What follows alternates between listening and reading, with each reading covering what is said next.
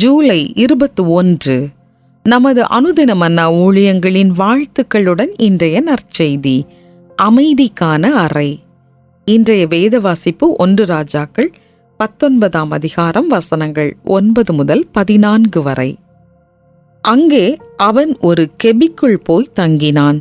இதோ கர்த்தருடைய வார்த்தை அவனுக்கு உண்டாகி, அவர், எலியாவே, இங்கே உனக்கு என்ன காரியம் என்றார். அதற்கு அவன், சேனைகளின் தேவனாகிய கர்த்தருக்காக வெகு பக்தி வைராக்கியமாயிருந்தேன். இஸ்ரவேல் புத்திரர் உமது உடன்படிக்கையை தள்ளிவிட்டார்கள். உம்முடைய பலிபீடங்களை இடித்து உம்முடைய தீர்க்கதரிசிகளை பட்டயத்தினால் கொன்று போட்டார்கள். நான் ஒருவன் மாத்திரம் மீதியாயிருக்கிறேன். என் பிராணனையும் வாங்க தேடுகிறார்கள் என்றான். அப்பொழுது அவர், நீ வெளியே வந்து கர்த்தருக்கு முன்பாக பர்வதத்தில் நில் என்றார். அப்பொழுது இதோ கர்த்தர் கடந்து போனார். கர்த்தருக்கு முன்பாக பர்வதங்களை பிளக்கிறதும் கன்மலைகளை உடைக்கிறதுமான பலத்த பெருங்காற்று உண்டாயிற்று. ஆனாலும் அந்த காற்றிலே கர்த்தர் இருக்கவில்லை. காற்றிற்கு பின் பூமி அதிர்ச்சி உண்டாயிற்று. பூமி அதிர்ச்சியிலும் கர்த்தர் இருக்கவில்லை. பூமி அதிர்ச்சிக்கு பின் அக்கினி உண்டாயிற்று. அக்கினியிலும் கர்த்தர் இருக்கவில்லை. அக்கினிக்கு பின் அமர்ந்த மெல்லிய சத்தம் உண்டாயிற்று.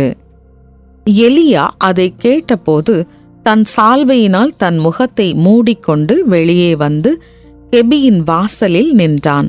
அப்பொழுது, இதோ எலியாவே, இங்கே உனக்கு என்ன காரியம் என்கிற சத்தம் அவனுக்கு உண்டாயிற்று. அதற்கு அவன், சேனைகளின் தேவனாகிய கர்த்தருக்காக வெகு பக்தி வைராக்கியமாயிருந்தேன். இஸ்ரவேல் புத்திரர் உமது உடன்படிக்கையை தள்ளிவிட்டார்கள்.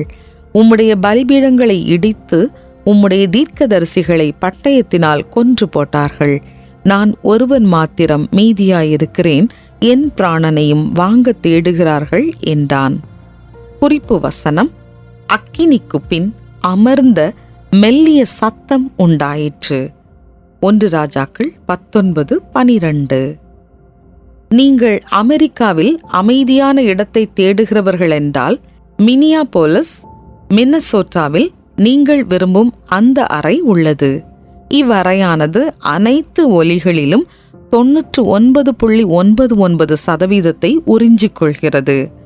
ஆர்ஃபீல்ட் ஆய்வகங்களின் உலக புகழ்பெற்ற எதிரொலியற்ற அந்த அறை பூமியின் அமைதியான இடம் என்று அழைக்கப்படுகிறது. இந்த சத்தமில்லாத இடத்தை அனுபவிக்க விரும்புகிறவர்கள் கவனம் சிதறாத வண்ணம் உட்கார்ந்து கொள்ள வேண்டும். மேலும் 45 நிமிடங்களுக்கு மேல் யாரும் அந்த அறையில் இருக்க முடியாது. இத்தகைய நிசப்தத்தை பெரும்பாலும் நாம் விரும்ப மாட்டோம். ஆயினும் கூட இரைச்சலும் அவசரமும் நிறைந்த இந்த உலகில் சிறிது அமைதிக்காக நாம் அனைவரும் சில சமயங்களில் ஏங்குகிறோம். நாம் பார்க்கும் செய்திகளும் நாம் உள்வாங்கும் சமூக ஊடகங்களும் கூட நம் கவனத்தை சிதறடிக்கும் ஒருவித ஆரவாரமான இரைச்சலை நமக்குள் கொண்டு வருகின்றன.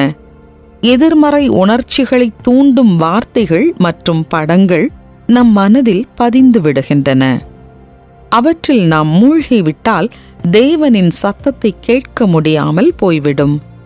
எலியா தீர்க்கதரிசி ஓரேப் பர்வதத்தில் தேவனை சந்திக்கச் சென்றபோது பலத்த சடுதியான காற்றிலோ பூகம்பத்திலோ அல்லது நெருப்பிலோ அவரை காணவில்லை. எலியா ஒரு மெல்லிய சத்தத்தை கேட்கும் வரை அவர் முகத்தை மூடிக்கொண்டு சர்வ வல்லமையுள்ள தேவனாகிய கர்த்தரை சந்திப்பதற்காக குகையை விட்டு வெளியேறினார். உங்கள் ஆவியும் கூட அமைதலுக்காக ஏங்கலாம்.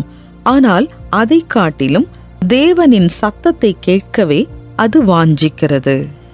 உங்கள் வாழ்க்கையில் அமைதிக்கான ஒரு நேரத்தை ஒதுக்குங்கள்.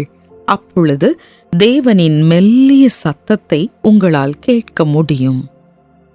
தேவன் எவ்வாறெல்லாம் தன் பிள்ளைகளுடன் தொடர்பு கொள்கிறார்? அவருடன் தவறாமல் தொடர்பு கொள்வது ஏன் இன்றியமையாதது?